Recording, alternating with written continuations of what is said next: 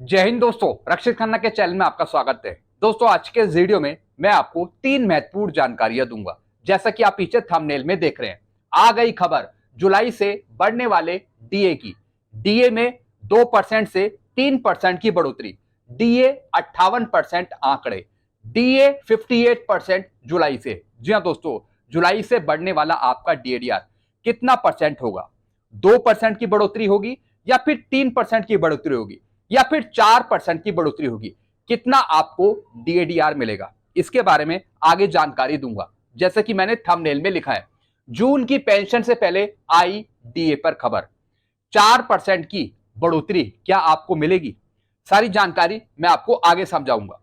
फिर दोस्तों, एक और मैं आपको जानकारी दूंगा, रिकॉर्ड से आया जवाब 2 एसीपी देने के लिए। जी हाँ दोस्तों, एक पेंशनर थे जिन्होंने सीपी ग्राम में शिकायत डाली और तुरंत रिकॉर्ड से जवाब आया कि आप 2 एसीपी लेने के लिए इलिजिबल हैं, आपको 2 एसीपी मिलेगी और कार्रवाई होगी पीओआर से। जी हाँ दोस्तों, बहुत ही बेहतरीन खबर है एसीपी लेने के लिए।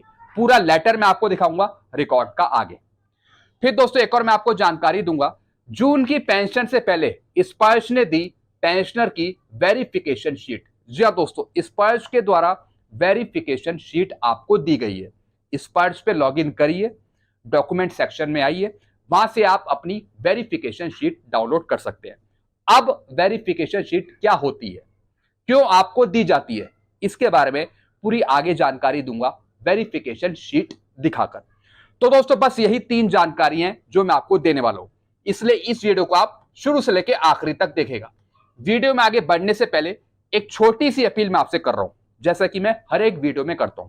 अगर आप मेरा वीडियो देखते हैं तो चैनल को आप जरूर सब्सक्राइब करें, क्योंकि दोस्तों 34% ऐसे पेंशनर्स हैं जो सिर्फ वीडियो देख रहे हैं, चैनल को सब्सक्राइब अभी तक उन्होंने नहीं किया, जिससे प्रॉपर जानकारी उनको नहीं मिल पा रही। तो दोस्तों, जानकारियां तुरंत पाते रहने के लिए चैनल को आप अभी सब्सक्राइब करें, जल्दी सब्सक्राइब करें। और चैनल का नाम है रक्षित खन्ना, ताकि जानकारियां आपको तुरंत मिल पाए। चलते हैं दोस्तों पहली जानकारी की तरफ।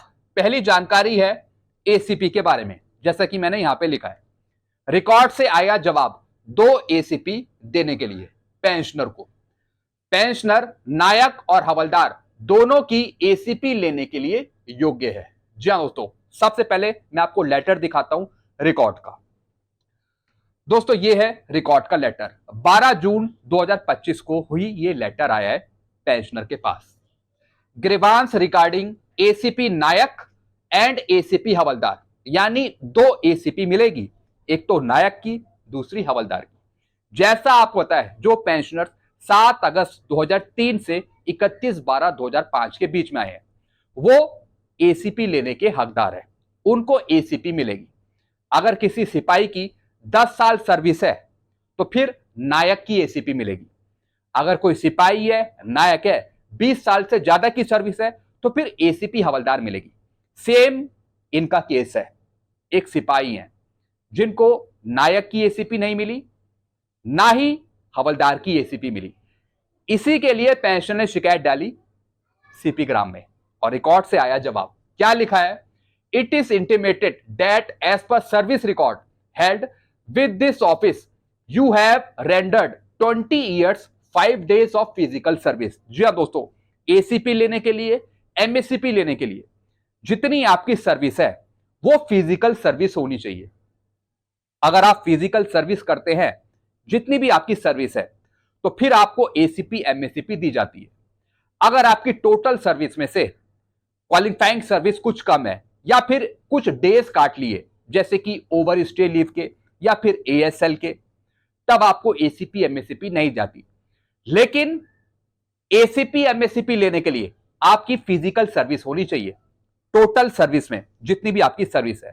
तो यही चीज रिकॉर्ड ने समझाई है कि इन पेंशनर की सर्विस थी 20 साल 5 दिन, जो एक फिजिकल सर्विस थी।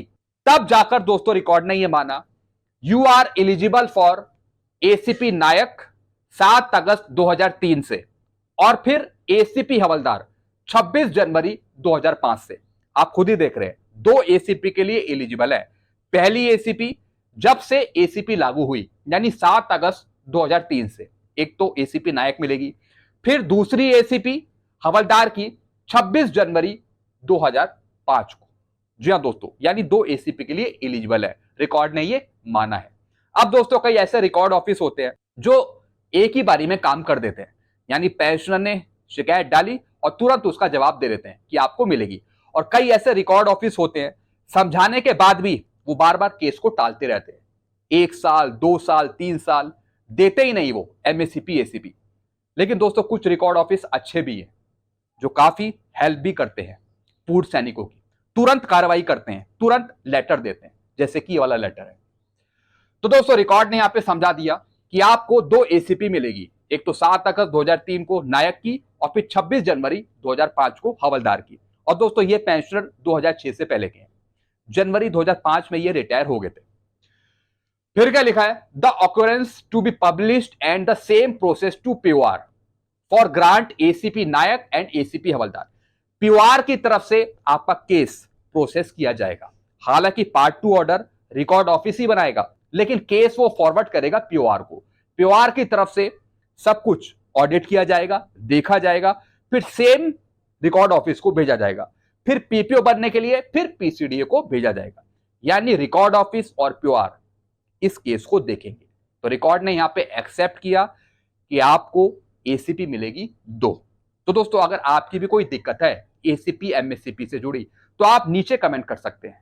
जी हाँ दोस्तों, पूरे रूल्स रेगुलेशन के साथ हम आपको एसीपी एमएससीपी दिलवा सकते हैं ताकि कोई दिक्कत ना हो। लेकिन आप एसीपी एमएससीपी लेने के लिए कैटेगरी में आने चाहिए, क्राइटेरिया आपका पूरा होना चाहिए, तभी आपको मिलेगी।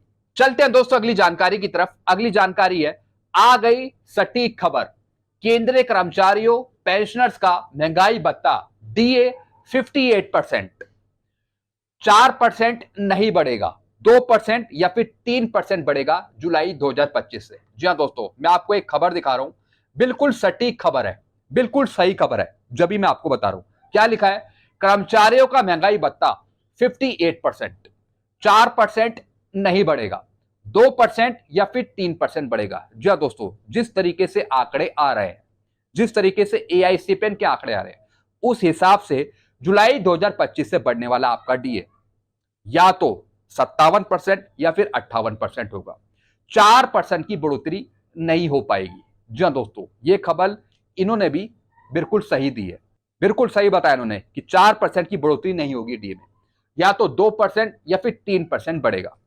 क्योंकि जिस तरीके से महंगाई के आंकड़े आ रहे हैं एआईसीपीएन के, वो ज्यादा बढ़ ही नहीं रहे, मामूली से बढ़ रहे हैं। इससे पहले जो आपको आंकड़ा मिला एआईसीपीएन का, वो मिला था अप्रैल का, जिसमें थोड़ी बहुत वृद्धि हुई थी। उससे पहले जो आंकड़ा मिला था आपको मार्च का, उसमें भी थोड़ी बहुत वृद्धि हुई थी, लेकिन इतनी वृद्धि नहीं हुई जिससे आपका डीएडीआर ज्यादा बढ़ जाए या फिर 4% की बढ़ोतरी हो जाए। इन्होंने भी फाइनली बताया, जी हाँ दोस्तों, कि 2% या फिर 3% बढ़ेगा, जुलाई 2025 से बढ़ने वाला। अब दोस्तों एक और चीज मैं आपको समझाऊंगा, भले ही एआईसीपीएन के आंकड़े कम आ रहे हैं, लेकिन भार जो महंगाई है वो सबसे ज्यादा है, सबसे ज्यादा भार महंगाई है ऑफलाइन अगर आप आइटम्स की बात करें। लेकिन इंटरनली ऑनलाइन जहां पे आंकड़े लिए जाते हैं डेटा में, उसमें महंगाई बहुत कम आकी जा रही है, भार बहुत ज्यादा है महंगाई, और इंटरनली आंकड़ों में वो कम दिखाई जा रही है। बढ़ भी रही है हर एक महीने, लेकिन मामूली सी 0.5%, 0.2%, 0.7%। ये है दोस्तों दिक्कत है। यानी भार महंगाई के हिसाब से जो डेटा है वो ही बहुत कम आ रहा है, बल्कि वो बढ़ना चाहिए, तभी तो 4% 5% की बढ़ोतरी होगी। सब कुछ आंकड़ों का खेल है, जब तक आंकड़े सही नहीं मिलेंगे, जब तक हमारा डीएडीआर 4% से ऊपर बढ़ेगा ही नहीं। और इस बार तो 4% भी नहीं बढ़ रहा, 3% के भी लाले पड़े हुए देने के। तो दोस्तों 2% और 3% इस बार जुलाई 2025 से बढ़ने वाला, या तो 57% या फिर 58%, 4% की उम्मीद आप छोड़िए। जी हाँ दोस्तों, ये बात इन्होंने भी यहां पे क्लियर करी है। अब दोस्तों आप भी नीचे कमेंट करिए, आप क्या समझते हैं डीएडीआर के आंकड़े से? जितनी महंगाई जा रही है उस हिसाब से हमारा डीएडीआर बढ़ता नहीं है।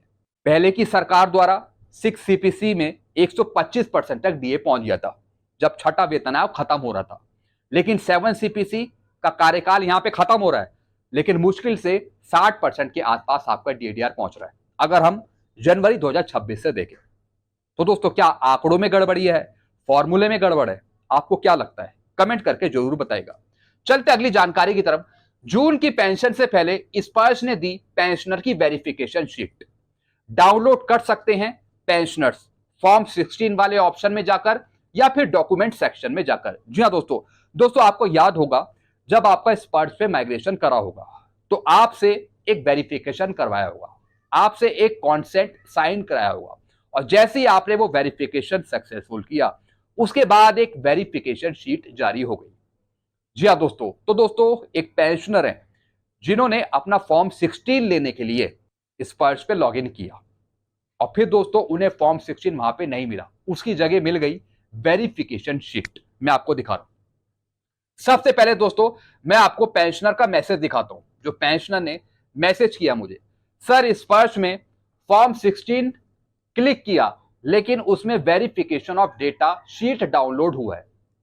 डेट है उसकी 21 सितंबर 2022। उसमें होम एड्रेस गलत है, कोई आधार नंबर नहीं है और ना ही उसमें कोई पैन कार्ड नंबर है, जबकि स्पर्श पीपीओ में सब कुछ सही है। इसका हम क्या करें? जी हाँ दोस्तों, यानी स्पर्श पीपीओ जो आपके पास है उसमें सारी चीज ठीक होगी, लेकिन जो ये वेरिफिकेशन शीट है इसमें कुछ गलतियां मिल सकती हैं आपको। तो ये वेरिफिकेशन शीट आप भी डाउनलोड करके देख सकते हैं। जी हाँ दोस्तों, हो सकता है कि जो आपकी डेटा वेरिफिकेशन शीट हो उसमें कोई गलती ना हो, लेकिन अगर गलतियां होती भी हैं, अगर होती है गलती, तो दोस्तों फिर आप उसे अवॉइड कर सकते हैं, क्योंकि सब कुछ स्पर्श पीपीओ है। स्पर्श पीपीओ में कोई गलती नहीं होनी चाहिए। अब दोस्तों मैं आपको वेरिफिकेशन शीट दिखा रहा हूं। यह है दोस्तों पूरी वेरिफिकेशन शीट, जिसमें आप ही का डाटा है, आपका नाम, date of birth, rank, qualifying service, pay details, आपका एड्रेस, आपका फोन नंबर, सब कुछ है। लेकिन दोस्तों कई बार कुछ गलतियां हो सकती हैं इसमें भी, जैसे कि इन पेंशनर ने बताया आधार नंबर नहीं है, पैन कार्ड नंबर नहीं है और कुछ डिटेल्स गलत है। तो दोस्तों अगर कुछ गलतियां हैं इसमें तो इसके लिए आप चाहे तो आप स्पर्श में ही शिकायत डाल सकते हैं या फिर आप इसे अवॉइड भी कर सकते हैं। जी हाँ दोस्तों, ये इतना जरूरी नहीं है वेरिफिकेशन शीट, क्योंकि दोस्तों जब से आपका माइग्रेशन किया था स्पर्श में तो पहले बहुत गलतियां थी। कईयों का एड्रेस नहीं था, आधार नंबर नहीं था, मतलब काफी डिटेल्स गलत थी, डेट ऑफ एनरोलमेंट गलत था। बाद में चलकर आपने खुद ठीक किया, लेकिन दोस्तों जब माइग्रेशन हुआ, जब आपने वेरीफाई किया, तो दोस्तों यहां पर कई पेंशनर्स की गलत वेरिफिकेशन शीट डाउनलोड हो गई, जिससे बहुत सारी गलतियां थी। तो चाहे तो आप इसे अवॉइड कर सकते हैं, क्योंकि दोस्तों दोनों में से सबसे ज्यादा इंपॉर्टेंट है स्पर्श पीपीओ। उसमें कोई गलती नहीं होनी चाहिए, क्योंकि उसी के आधार पर आपको पेंशन दी जा रही है। दोस्तों ये जानकारी मैं आपको इसलिए दे रहा हूं क्योंकि काफी पेंशनर्स उसके बारे में नहीं पता है। वो सोचते हैं कि हमारे पास स्पर्श पीपीओ है और वेरिफिकेशन शीट भी है, अगर इसमें गलतियां हैं तो क्या हम उसे सही करवा सकते हैं? दोस्तों आपको चिंता करने की जरूरत नहीं है, आप इसे अवॉइड भी कर सकते हैं, क्योंकि आपके पास बिल्कुल सही स्पर्श का पीपीओ है। खाली देखने के पर्पज से आप इसे चेक कर सकते हैं स्पर्श पोर्टल पे लॉगिन करके। सारी चीज दोस्तों आपको इसमें मिलेंगी। आपको याद होगा कि आपने कॉन्सेंट भी साइन किया था, आपने डिक्लेरेशन भी सबमिट किया था। तो दोस्तों ये सब जानकारियां जो मैंने आपको दी है, ऐसी जानकारियां आपको मिलती रहती है इस चैनल के माध्यम से। कोई कंफ्यूजन है, कोई डाउट है, कोई प्रॉब्लम है, तो आप नीचे कमेंट कर सकते हैं। वीडियो को मैं खत्म करता हूं। चैनल को आप सब्सक्राइब कर सकते हैं और वीडियोस को आप शेयर करना मत भूलेगा। Thank you so much.